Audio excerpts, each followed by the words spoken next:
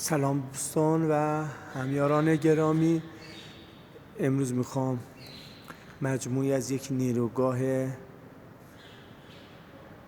برق متشکل از دیزل ژنراتورهای قدیمی را بهتون نشون میدم. این واحد فعلا به خاطر نبود قطعات کار نمیکنه، اما در نوع خودش جالب است. دیزل ها از شرکت مرلیس انگلستان هستش با توان ژنراتورهای 1800 کیلووات. نیروگاه خیلی قدیمی هستش و یادگاری از دوران قدیم. این قسمت را مربوط به ژنراتوره، این ژنراتور تحریکشه، این خود ژنراتورشه ملاحظه میکنید. امیدوارم که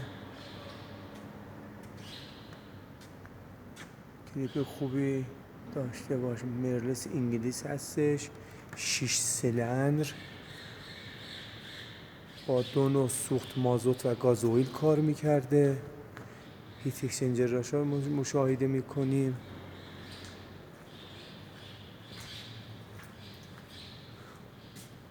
تابلو برق حفاظتیشه، مربوط به خود دیزل هستش. قسمت پیش گرم کنه سوختش هستش که اگه با مازوت کار میکنه.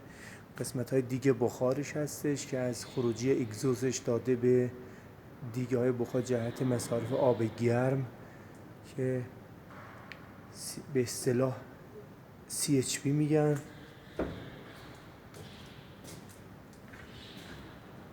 این قسمت سوپر شارژر هستش. قسمت های داخلی دیزل رو میبینیم، مربوط به گاورنر هستش، گاورنرشه. نمونی از قطعاتش رو میخوام نشون میدم. مربوط به پیستونش هستش.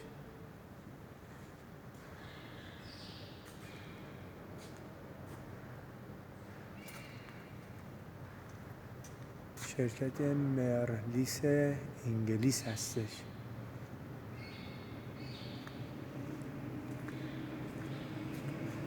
مربوط به میلنگ اینا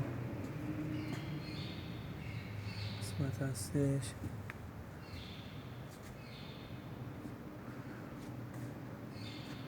مربوط اگزوز. دوستان نیروگاه خیلی قدیمی هستش، اما به خاطر نبود قطعات یدکی مخصوصا دیزل ژنراتور زیر بار نمیره، فعلا کار نمیکنه. نمونی از پلاک دیزل ژنراتور رو مشاهده میکنیم.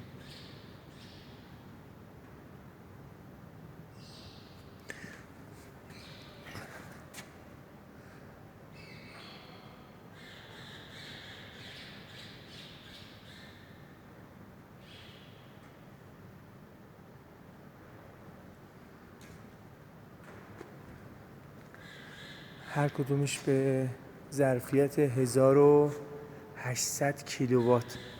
کلا 5 واحد دیزل هستش.